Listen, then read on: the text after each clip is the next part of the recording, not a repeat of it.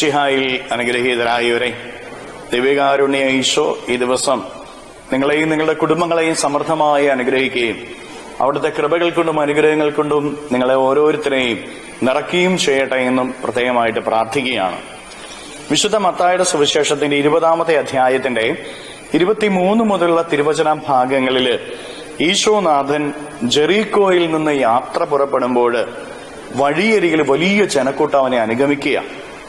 വഴിയരികിൽ നിന്ന് 2 അന്ധയാചകന്മാര് കർത്താവിന്റെ അരികിലേക്ക് വന്നിട്ട് ഉച്ചത്തിൽ നിലവിളിക്കുകയാണ്, കർത്താവേ, ഞങ്ങളിൽ കനിയണമേ എന്ന്. ഇത് കേട്ടപ്പോൾ അവിടെ നിന്നിരുന്നവര് അവരെ ശകാരിച്ചുകൊണ്ട് പറയാ, നിശബ്ദരായിരിക്കും, മിണ്ടാതിരിക്കുന്നത്. പക്ഷെ കർത്താവ് അവരുടെ നിലവിളി കേട്ട് മനസ്സലിഞ്ഞ് അവർക്ക് കാഴ്ച കൊടുക്കുന്നത് നമ്മൾ കാണുകയാണ്. പ്രിയപ്പെട്ട ദൈവമക്കളെ, നമ്മുടെയൊക്കെ ജീവിതം എങ്ങനെയാ? നിലവിളിക്കുമ്പോൾ മിണ്ടാതിരിക്കാനായിട്ട് ലോകം പറയും. ഈ ലോകത്തെ നമ്മൾ കേൾക്കണ്ട. നമ്മൾ പ്രാർത്ഥിക്കുമ്പോൾ ലോകം പറയും, എന്തിനാ ഇങ്ങനെ പ്രാർത്ഥിക്കുന്നതെന്ന്. നമ്മൾ നിലവിളിക്കുമ്പോൾ ചോദിക്കും, എന്തിനാ ഇങ്ങനെ നിലവിളിക്കുന്നത്. ദേവാലയത്തിൽ പോകുമ്പോൾ ലോകം ചോദിക്കും, എന്തിനാ ഇങ്ങനെ ദേവാലയത്തിൽ പോകുന്നത്. നമ്മൾ ധ്യാനത്തിന് പോയി കഴിഞ്ഞു കഴിഞ്ഞാൽ ലോകം ചോദിക്കും, എന്തിനാ ഇങ്ങനെ ധ്യാനത്തിന് പോകുന്നത്. ലോകത്തെ കേൾക്കാൻ പോകരുത്. ദൈവം നിന്നെ കേൾക്കുന്നുണ്ട്. ലോകത്തെ നീ കേൾക്കാതിരുന്നാൽ ദൈവം നിന്നെ കേൾക്കും. നീ കേൾക്കേണ്ടത് ദൈവത്തെയാണ്. ദൈവത്തിന്റെ അരികിലേക്ക് നീ കടന്നു ചെന്നാൽ ദൈവം നിന്നെ കേൾക്കും, ദൈവം നിന്നെ അനുഗ്രഹിക്കും. പ്രിയപ്പെട്ട ദൈവമക്കളെ, നിന്റെ ജീവിതത്തിൽ വേണ്ടത് എന്താ? ദൈവാനുഗ്രഹം അല്ലേ? ഈ ദൈവ അനുഗ്രഹം നിനക്ക് ലഭിക്കണമെങ്കിൽ നീ ലോകത്തെ മാറ്റിവെച്ചിട്ട് ദൈവത്തെ കേൾക്കാൻ പോകണം. ലോകത്തെ കേൾക്കാതെ നീ ഇരുന്നാൽ ദൈവം നിന്നെ കേൾക്കും. നമ്മുടെ കർത്താവ് കരുണയുള്ള കർത്താവാണ്. അന്ധന്മാര് നിലവിളിക്കുമ്പോൾ അവരുടെ വേദന മനസ്സിലാക്കാൻ ലോകത്തിന് സാധിച്ചു?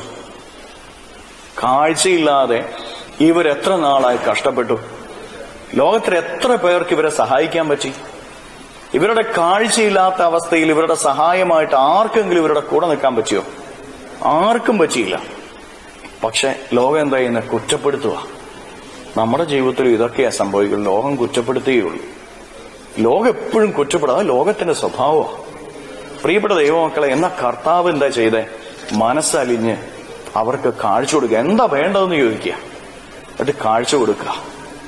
പ്രിയപ്പെട്ട ദൈവമക്കളെ, നമുക്ക് കർത്താവിന്റെ അരികിൽ ചേർന്ന് നിൽക്കാം. കർത്താവിനെ നമുക്ക് വിളിക്കാം. ആ കർത്താവിനെ നമുക്ക് സ്നേഹിക്കാം.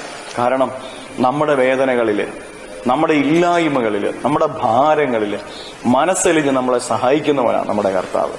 ആ കർത്താവിന്റെ കരങ്ങളിലേക്ക് നമ്മുടെ ഇല്ലായ്മകളെ കൊടുക്കാം, നമ്മുടെ അന്ധതയെ കൊടുക്കാം, നമ്മുടെ ഭാരങ്ങളെ കൊടുക്കാം, നമ്മുടെ കണ്ണുനീരിനെ നമുക്ക് കൊടുക്കാം, ഇന്നത്തെ എല്ലാ അധ്വാനങ്ങളെയും നമുക്ക് കൊടുക്കാം. ഈശോയെ, എന്റെ ഇല്ലായ്മയില്, എന്റെ ഇന്നത്തെ അധ്വാനങ്ങളില് എന്നെ സഹായിക്കണമേ എന്ന് പ്രാർത്ഥിച്ചുകൊണ്ട് സ്തുതിക്കാം. ഹല്ലേലൂയ.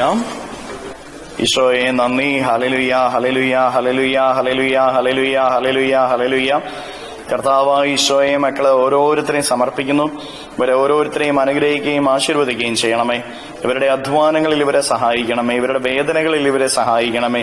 ഇവരുടെ കണ്ണുനീരിൽ ഇവരെ സഹായിക്കണമേ. നിസ്സഹായ അവസ്ഥയിൽ ഇവരെ സഹായിക്കണമേ. ലോകം ഇവരെ മാറ്റി നിർത്തുമ്പോൾ അങ്ങ് ഇവരെ ഒരിക്കലും മാറ്റി നിർത്തരുതേ എന്ന് പ്രാർത്ഥിക്കുന്നു. കർത്താവേ, ഇവരെ സഹായിക്കണമേ. ഹല്ലേലൂയ, ഹല്ലേലൂയ, ഹല്ലേലൂയ, ഹല്ലേലൂയ. ഈശോയെ, ഈ ദിവ്യകാരുണ്യത്താൽ ആശീർവദിക്കുമ്പോൾ ഇവരിൽ നിന്ന്, ഇവരുടെ കുടുംബങ്ങളിൽ നിന്ന്, ഇന്നത്തെ ഇവരുടെ എല്ലാ അധ്വാനങ്ങളിൽ നിന്ന്, ഇവരുടെ ജീവിത വഴികളിൽ നിന്ന് സർവ്വ തിന്മകളും ബന്ധനങ്ങളും കെട്ടുകളും പിശാചിന്റെ ഉപദ്രവങ്ങളും നാരകീയ ശക്തികളും നിർവീര്യമായി തീരട്ടെ എന്ന് കൽപ്പിക്കുന്നു. എല്ലാ കെട്ടുകളും അകന്നു പോകട്ടെ.